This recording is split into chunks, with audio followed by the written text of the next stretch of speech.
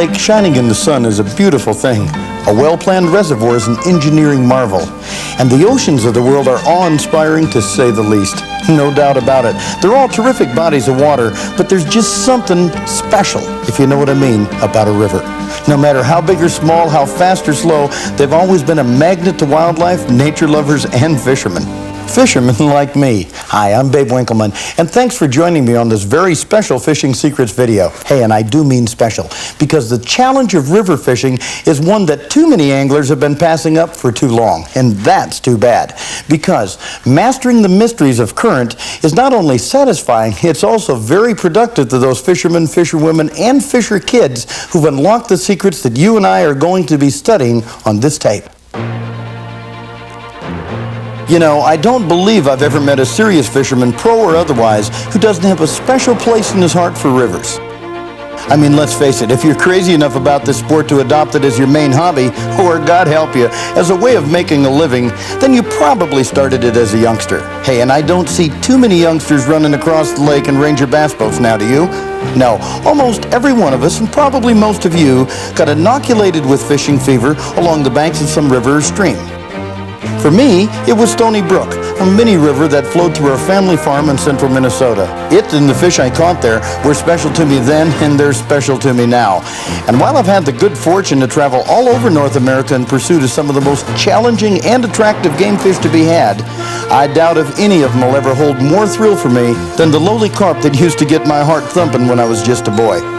You know, it used to be that nearly all serious angling took place primarily on the nearly endless number of rivers in North America.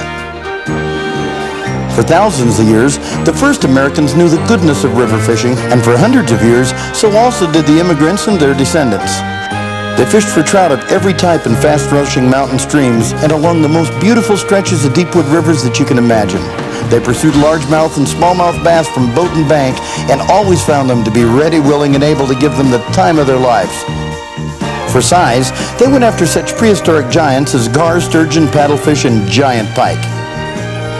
Kids of many generations fished for fun and food from creeks all over the continent, and most retained the habit after they were grown. Our rivers in those days were clean and sweet and teeming with fish. Angling on lakes was limited to shore fishing, commercial fishing, and some tentative forays by rowboat or canoe to honey holes that were close and inaccessible. So how did things get reversed? Well, we dammed up the rivers, overfished them, and poured hundreds of years' worth of pollution into them. And at the same time, the development of efficient and affordable outboard motors made the vast reaches of many lakes attainable to anglers, young and old. Slowly, river fishing was replaced in overall popularity by lake fishing, and that's too bad because it shouldn't be an either-or choice. They both have unique characteristics and unique challenges, and now, thanks to decades of pollution control and better management, rivers are once again drawing the attention of sportsmen across the continent.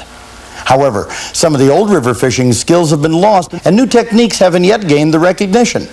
That leaves a lot of anglers with an imperfect understanding of just how river fishing really does work. Helping you to confidently challenge the river is what we're going to do on this tape as we venture from Hudson Bay to the Columbia River in search of just some of the terrific angling that can be had from coast to coast, north to south. On this first outing, let's go right to the top, to faraway Sutton River near Hudson Bay in Ontario, Canada. On this trip, I'll be joining my good friend and fishing buddy Spence Petros, managing editor of Fishing Facts magazine and definitely one of our key field advisors. In a way, this trip is like fishing history. No town or factory has ever sullied this majestic river, and the brook trout still reigns supreme here as he once did through wide stretches of North America. The secret you'll want to pay close attention to is number one, location, where we found them in the river, and secondly, where we found the river. I've always had a special place in my heart for brook trout, or speckled trout if you want to call them that, and the special places that still harbor natural wild populations of these magnificent fish.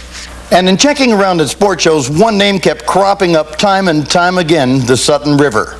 Now, looking at a map of Canada, you'll see that the river is way up in northern Ontario and flows for approximately 90 miles northward into Hudson Bay through the Polar Bear Provincial Park. It's just east of the Indian village of Winnisk, Ontario, where our native guide for the trip, Albert Chukamolan, is from. The terrain in the area where the Sutton empties into the bay is something you've almost got to see to believe. It's mile after mile of flat as a pancake, treeless barrens that are the summer homes of millions of geese and a couple of hundred polar bears that come in off the ice when the bay is unfrozen. But then, as you near the Sutton River, the tundra grudgingly gives way to thick, brushy undergrowth and stunted jack pines along the river's edge.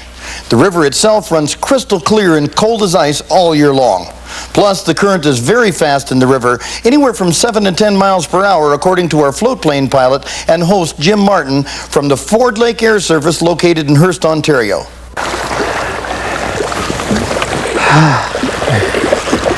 Come on, fish. Oh, that's a beauty. Yeah, this one's a nice fish. Oh, missed it. Look at this. Yeah, beautiful. Just as deep and wide. Look at the notch out of his back here, Spence. Oh, that's a gorgeous fish. That's beauty. He's a humpback. Yeah. This is one of them little skinny old 3-pounders.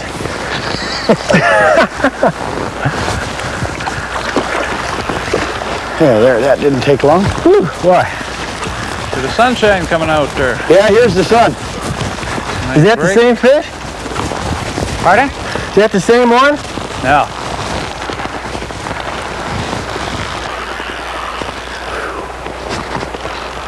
Boy, every cast you just know they're there. Yeah. A bunch of fish here. There's a lot of fish in this pool. I caught one a little while ago. Got talon marks all over them from an eagle or from an osprey or something. I'm going to go up a little further here if you're not. Yeah. On the other side of him? Well, I don't know how much further we can go up here. The better areas we found to fish were about the same as those you'd expect to find in any trout stream. Now, casting either a jig or a jig spinner combo or a small silver spoon into the fast, deep water on the upcurrent and downcurrent sections of the shallower riffles proved to be the most productive. In just one of those areas described, Spence caught and released 20 big brookies in about the same number of casts. All told, Spence's unofficial tally for the 2 days of fishing came to about 225 big fish for the three of us.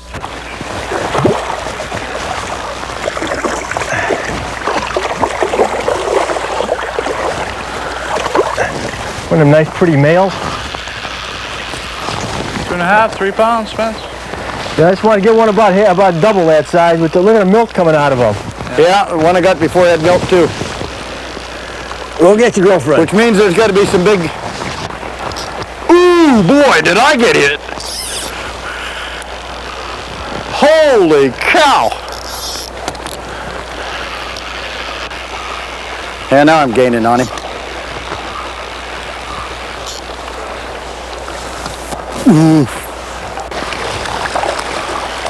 Well, this is another nice fish. Not quite. I figured this one was over 4 pounds. Yeah, maybe it is. No, it's not either. It's a pretty good sized female, isn't it? 20-some inch brookie. You know, and I'm sitting here complaining that cotton picker ain't big enough. Look at that. It looks like a small... Nice one. I'm going to try and get the hook out without having to handle them. Without that barb, it works real well. You know, Annette, you first said, Jimmy, to cut all the hooks off of these puppies and go with one barbless. And I'm sitting here thinking 6-pound brook trout. I'm thinking, boy, we're going to lose all the fish.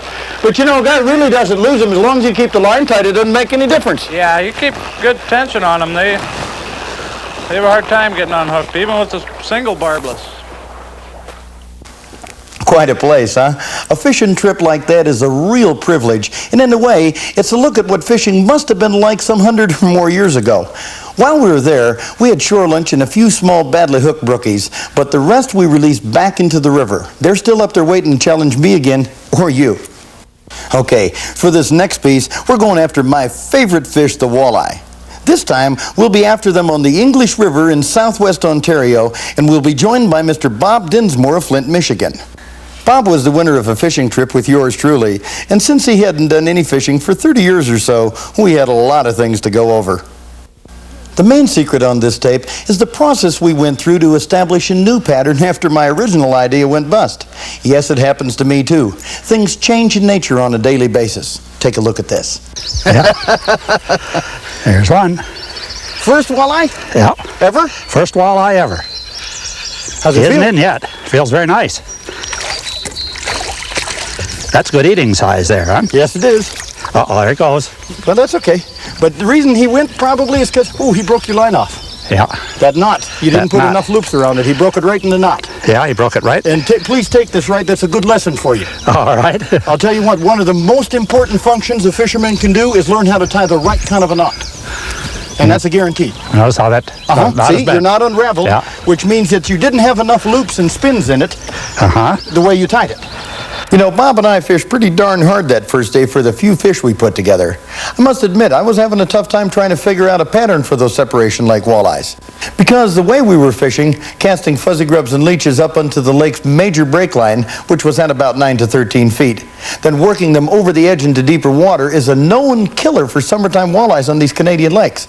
But boy, it didn't work this day. So that evening at supper, while I was trying to figure out what to do the next day, the light bulb went on.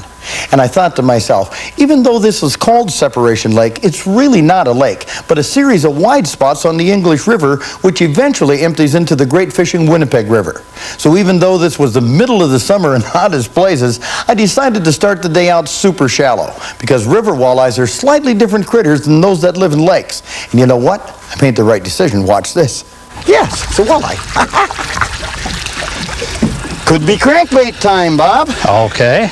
Look at how he's got it. Right by that back tooth. I mean, just barely. But that's a good sign. All right, we'll try crankbait then. Well, one fish does not make a pattern. Two does. Oh, just like that. Another fat little walleye. You know, we're going to have to keep some of these for shore lunch, but we'll get bigger fish. You were telling me something yesterday about using like a bullwhip to locate the spot where you want to cast? Well, think about two things. Number one, consider the bullwhip action with your wrist. Whoop, whop, you know, like that. Secondly, think bow and arrow. You got to aim at a target. And like I said, with a bow and arrow, you never watch the bow and the arrow when you're shooting it. You watch the target. You do the same thing when you're fishing, with a crankbait or with anything.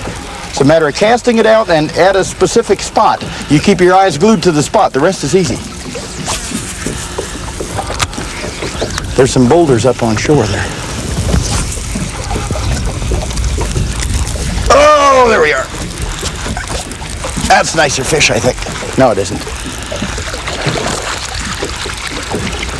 Nope. Little fat male walleye. Let me do something for you. Bring that crankbait here. I'm going to give you a different bait. I'm hitting them on a rainbow color, what we call a rainbow colored shadling. I'm going to give you one that's not the same. Very, very close, just to see if a little bit of color makes a difference. See, primarily this is chartreuse. This is what we call a chartreuse gold. And this bait's running a little different. I'm pounding it off of the rocks. Okay. I mean, it's ripping. If you notice the end of the bill there. Right. Taking it down fairly low. It's pounding right through the rocks. The bait that you had will run 6 feet deep or so. This other one will run deeper than that.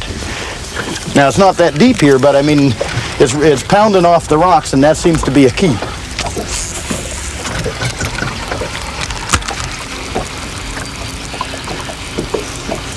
A lot of folks don't realize how good crankbaits are for this kind of fishing, you know.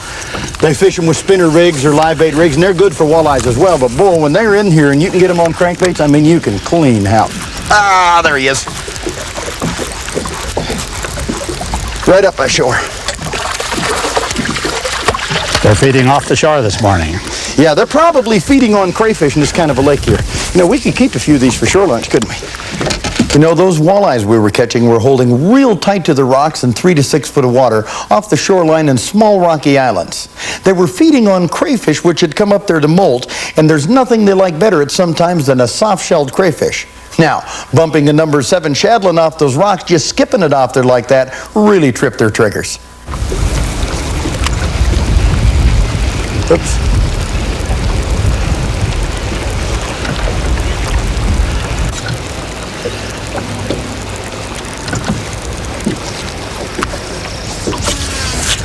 Oh, no.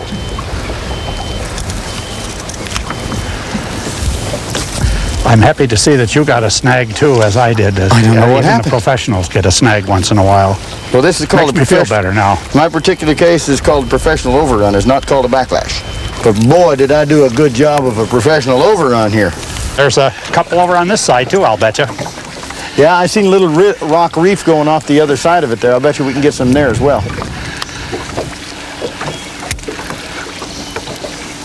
Try a short cast over this way.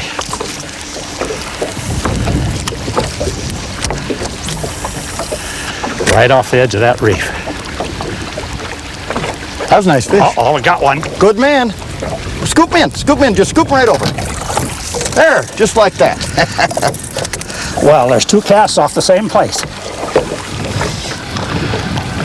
You liking that, eh? I think I found a new thing to enjoy.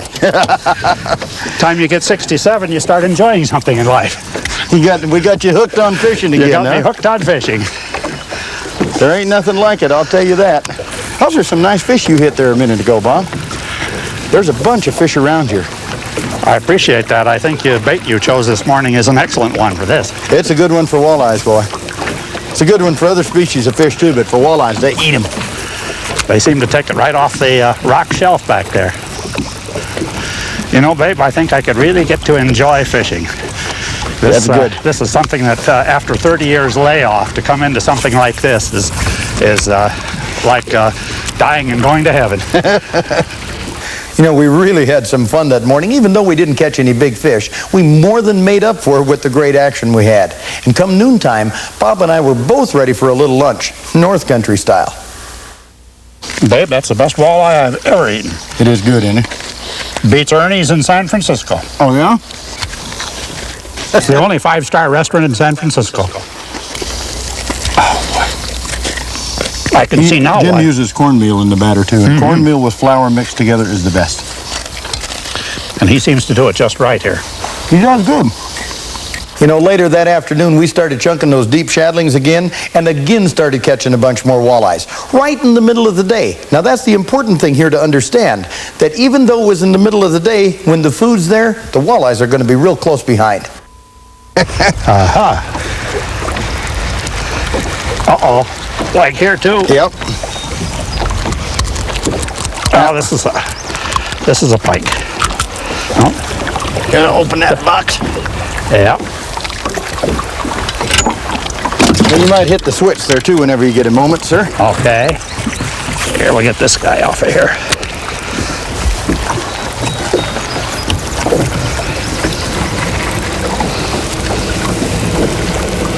Oh, there we go. Another one? Yep, cranked him right up off the bottom. That's fun when they hit a crankbait, just whap. Yes. Every one of them, right in the back. Open that wide, say aw, aw. There you go. There. The old saying is, this ain't gonna hurt you as bad as it does me, right? Yes. Nice, huh?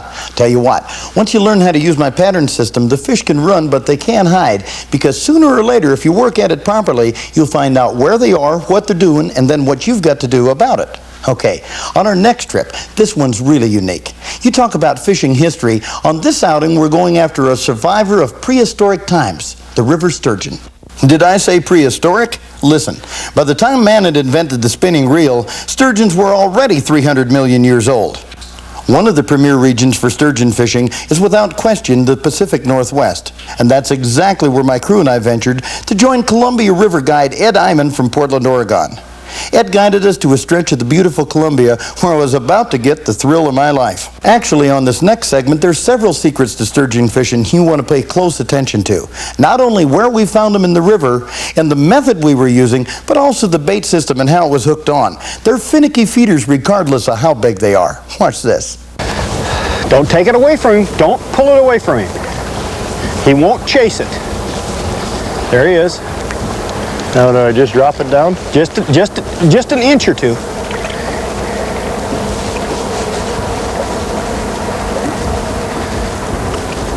There, he's back on it, isn't he? Yep. There he is. Should I hit him? Next time he does it, nail him. Now. Whew, Mr. Iman, you take me to some nice places to go fishing. Well, I'm glad that you're enjoying yourself back there. How could you not enjoy wrestling with a fish this size, knowing that one of them might be 6 to 10 foot long? Well, he's still waiting for you. This is a good fish. I don't think this is in that category, but I think it's a nice fish. Well, I know when I set the hook on him, he barked back at me pretty good. Well, that's what we like to see. We can handle tuna on a rod like this. I mean, he's got her winched right down now. This is a good fish yet. Whoa! Well, my knees are shaking. I'm glad to hear that. I'm glad to hear that he's got your whole attention. He done got my attention. Ooh, that's a nice one. That's a nice eater right there. This guy has got a nice eater. You betcha. I mean, look at the size of that sucker. Well, that's a nice fish. Where's your Deanie Bob? Right here. Nice fish. He's 4 foot long. Oh, yeah. Oh, there goes your line. All right. Boy, them puppies got power. All right.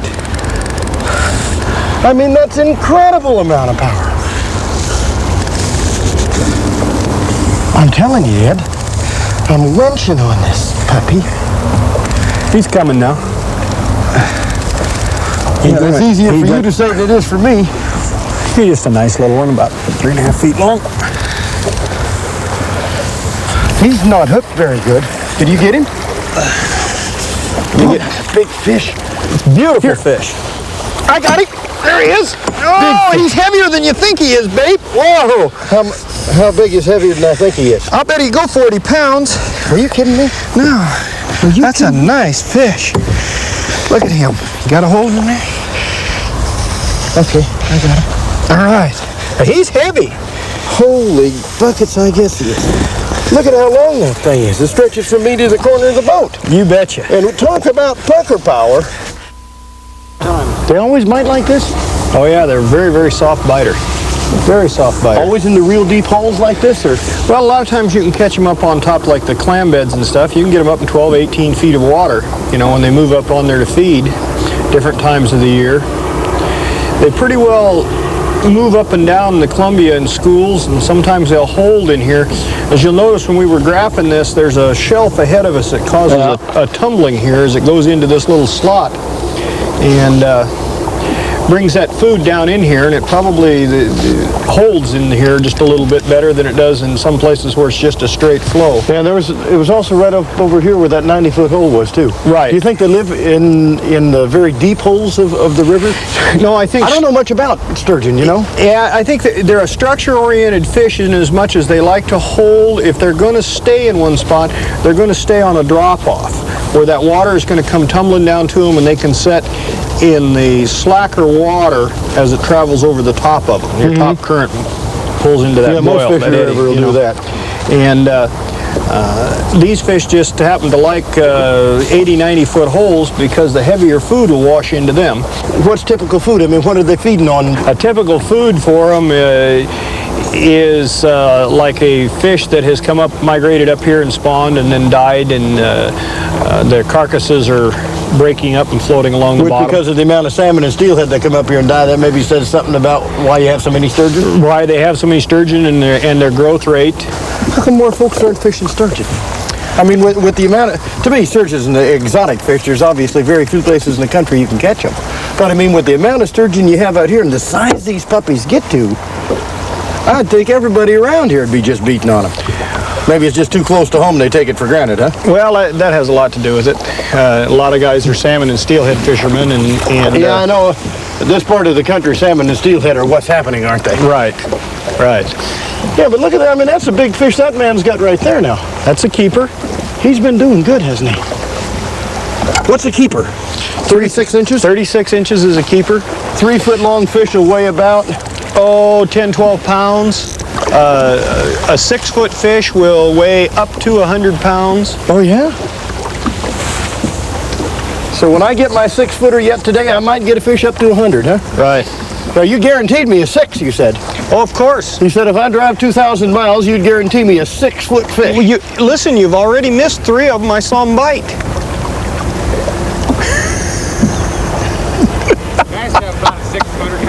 He got one biting, you got one biting.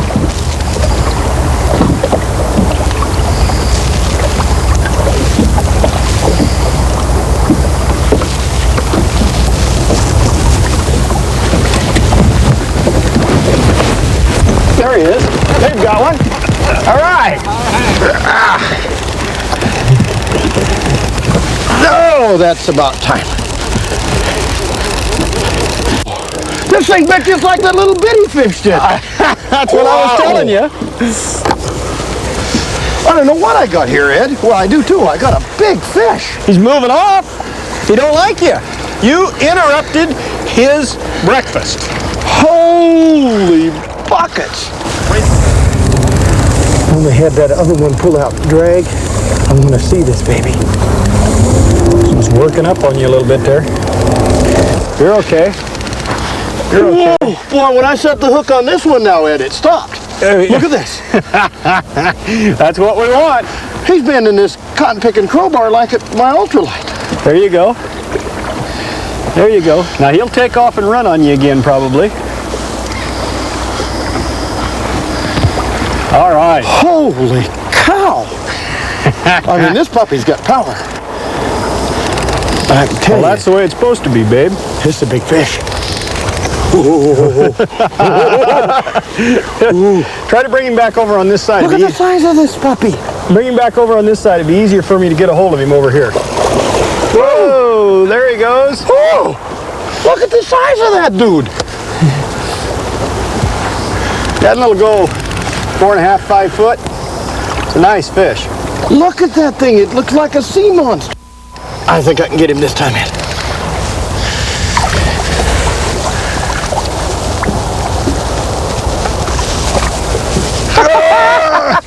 Oh, babe, that's a beauty. That is a beauty. I got him. Look at the size of that puppy. Is that a nice fish? Well, I'm not sure. Compared to what I get, look at this set of lips on that sucker. Yeah, look at that come down out of there. See? See, look at how far that tube drops down. You got a pliers or something to get that out of there? Yep. Oh, I got it. Got a nice fish. That. They got power, boy. Watch them spines. If you recall, I was using a deep sea rod, which was just a little 5.5-foot rod that was as stiff as a pool cue, and on it we had a big Shimano trolling reel with 60-pound Dacron line on it. Now those fish are deep and they're big and they're very, very strong, so it's important. And you remember what we're using for bait, don't you? It's called roll mop herring. The same kind of pickled herring that you buy in the grocery store without the pickles, I might add, for the sturgeon. Now here's a neat thing you'll like. In order to lash the herring onto the hook, we were using a product that's an elastic sewing thread. You can buy it at any store, any sewing store, and just kind of put the herring on the hook, and you take this and you wrap it around like so, and you pull it off, and it ties its own knot right around it. You don't even have to mess with it. It's also good for tying spawn bags when you're steelhead fishing. You know, when you're fishing the herring for the sturgeon, even if you don't catch any sturgeon, you can still take home a few fish. And speaking of fish, it's time to check in with the Good Fishing Gourmet, my wife Charlie, who's about ready for another delicious recipe from her Strictly Fish cookbook file. Hi, I'm Charlie Winkelman, and thanks for joining me for today's delicious recipe I've chosen from the pages of my Strictly Fish cookbook. Today's dish is called Sunday salad. It's one of my family's favorites, and I know it'll become one of yours too, if you just give it a try. Now, beginning with ingredients, here's what you'll need. 1 pound cooked salmon broken into large pieces, 1 cup sliced celery, 1/2 cup chopped cabbage, 1/2 cup sweet pickle relish, 1/2 teaspoon salt, dash of pepper, 1 tablespoon prepared horseradish, 1 tablespoon minced onion, and 1 1/2 cups salad dressing. Simply combine the ingredients into a large mixing bowl in the same order given. Line your salad bowl with lettuce leaves. Either endive or romaine will work nicely. Then pour the salad mixture into the bowl and garnish. It's delicious, either with rolls or crackers. And there you have it, Sunday salad. Simple, delicious, and I know it'll become one of your favorites too. Now that's what I call home cooking. Kind of makes you want to go fishing, doesn't it? Hey, what do you say we head out on our last foray to the Tittabawassee River in east central Michigan in search of, again, my favorite friend, the walleye. Early last spring, I joined my good friend Odie Snyder on what proved to be a real river challenge for both of us. Neither Odie, who's the editor of Great Lakes Fisherman and Ohio Fisherman magazines, nor I had ever fished this magnificent river. But if you're a pattern fisherman like me, that's where the fun comes in. Join us as we share some great secrets on finding and landing early spring river walleyes. Hey, this one's deadly. How's it feel, babe? Not bad. Matter of fact. Oh, that's a little bitter fish. Just jig in Not here. bad, All as a matter right. of fact. This one hit it. Ooh, he's freaking. I'll get him. I'll get him. Got one of those that were serious, huh? Yeah, that one. That's a nice Ooh, fish. that's a good fish. That's a nice fish. That's a nice walleye in any walleye waters I've ever been in. That's a fact. It's one little stretch here, I believe. We have got Holding a little more active fish, maybe? Mm-hmm.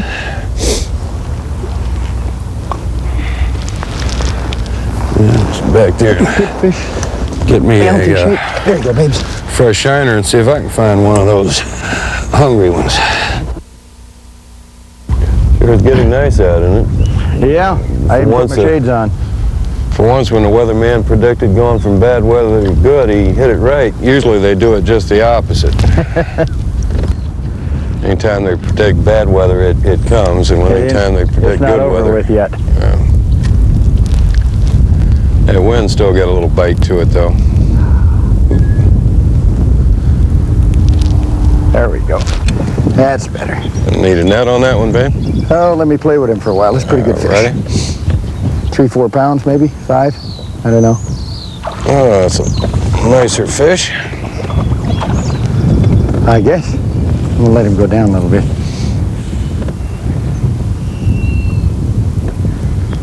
Oh, it feels good when they hit it like they're supposed to hit it, you know. Whap! And you just know. This guy is weird shaped. He's been hit or something years ago. Come here, little guy. Look at, he's got a hump head Oh, on yeah, him. got a hump on his head.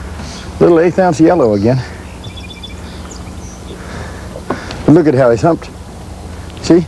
Nice, Kinda healthy weird. looking fish otherwise, isn't it? This is called your bulldog model. right here. Bulldog model.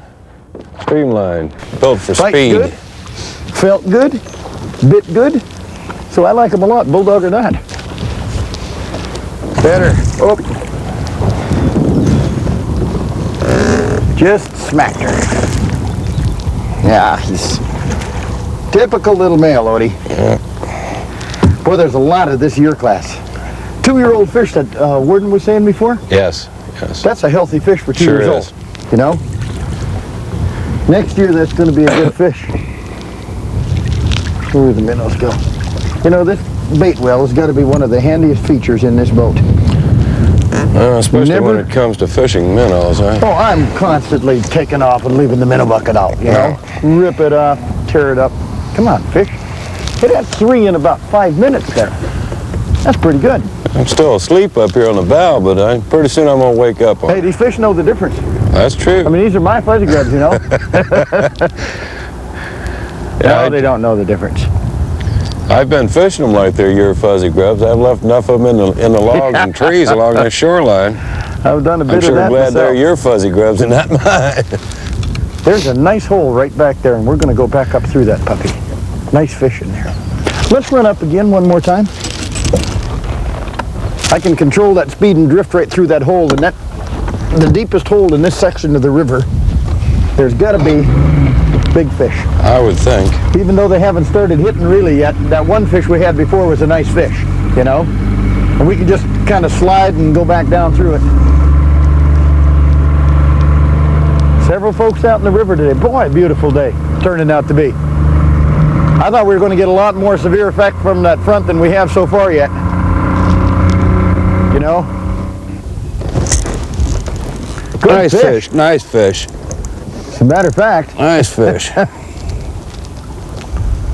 you need a little help? Nah, I think we'll be all right. Lay him down here. You said they use that river flow to their advantage. Yeah. How big is it? That's another one of those 4 years, I guess. About 22, 23 maybe. So you're dealing in inches. Yes. Minnesota, we always deal in pounds, and that'd be Oh. a good walleye. Yeah, I'd like to tackle a 22 or 23 pounder. Get her settled down here at 10. Flare those gills. Pretty fish. Not a real bragger, but after the long dry spell I had, it's a real bragger. Oh, it's a good fish. Hey, that's a nice fish anywhere in the country. They are healthy.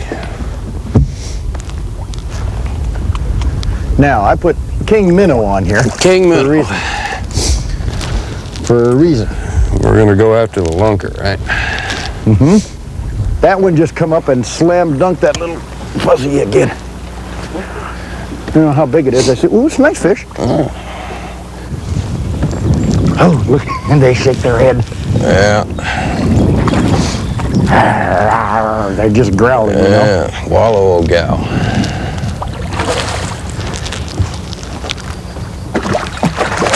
Ooh, that's a nice fish. You know? Oh, yeah. Ain't nothing wrong with Healthy fish. that. Ain't nothing wrong with this. They're pretty at this time of year, too. Kittawasi walleye. You just found out what a fuzzy grub was all like. The Rivers Challenge. Hey, we've taken a partial look at how to master the mysteries of the current, but like any study of nature's ways, there's always plenty more to learn. In fact, I'd consider it a tragedy to know everything about fishing because it's the journey to knowledge that provides the excitement and the thrill of accomplishment for all of us. I believe in that so strongly that I've made Teaching America to Fish the motto of Babe Winkelman Productions and what we stand for. And to that end, we've developed an entire line of educational fishing products that'll help you become the educated outdoorsman you want to be. Watch this. In addition to the Fishing Secrets video collection, Babe has produced 18 tapes in his highly praised Facts of Fishing library. In each tape, Babe couples exciting action with hard-hitting facts and detailed diagrams. If you want to learn all you can about catching your favorite fish, or just want to be entertained, the Facts of Fishing library has it all. Babe is also the author of 6 books in his comprehensive guide series. Titles include Walleye Patterns, considered by many to be the Bible of modern walleye fishing technique. If you fish walleye, this is one book you won't want to be caught without. Then there's Fishing Canada, the angler's roadmap that unlocks the mysteries of the vast Canadian wilderness. This book reveals Babe's secrets for taking trophy Canadian fish, no matter what species you're after. And then there's Largemouth Bass, the book that delves into Babe's finely honed technique for catching America's favorite fish. From border to border, coast to coast, this is the book that has it all.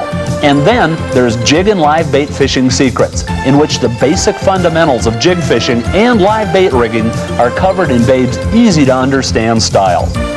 And then there's Babe's comprehensive guide to fish locators. If you're thinking of buying one of these sophisticated fishing sonars, or aren't getting enough out of the ones you already have, you can't afford to be without this book. And finally, the Strictly Fish Cookbook, the one everyone's been talking about. Babe and his lovely wife Charlie have combined talents to put together these terrific fish recipes and more. It covers everything from field care to table fare. And don't forget Babe's Good Fishing audio cassette series, hailed as one of the finest educational tools for anglers of all skill levels. These tapes contain Babe's secrets for catching all of America's favorite game fish. And to see what you've been missing, pick up a pair of his fisherman's favorite polarized sunglasses. Like everything else Babe puts his name on, these are the best there are. With ground and polished glass lenses, side shields, matte finished frames, and their own lanyard and protective floating case. Why, you'll wonder how you ever fished without them. And you can be a part of Babe's Good Fishing research team with official jackets, hats, shirts, patches, and decals. For a free catalog, simply write Babe, Post Office Box 407, Brainerd, Minnesota 56401. That's Babe, Post Office Box 407, Brainerd, Minnesota 56401. Babe's complete line of educational products are available in leading sporting goods stores across the United States and Canada. And remember to watch Babe's Good Fishing TV series, the most exciting and informative fishing show ever filmed. And you can count on Babe Winkelman Productions to continue to be the leader in educational fishing products, because after all, we're the people who are teaching America to fish. Hey, thanks again for joining me on this very special Fishing Secrets tape. I hope you'll take the knowledge you've learned here and put it to good use on the rivers near where you live. And listen, if you should see some big guy down there teaching his kids about carp and river fishing, it could probably be me. But until then, hey, good fishing.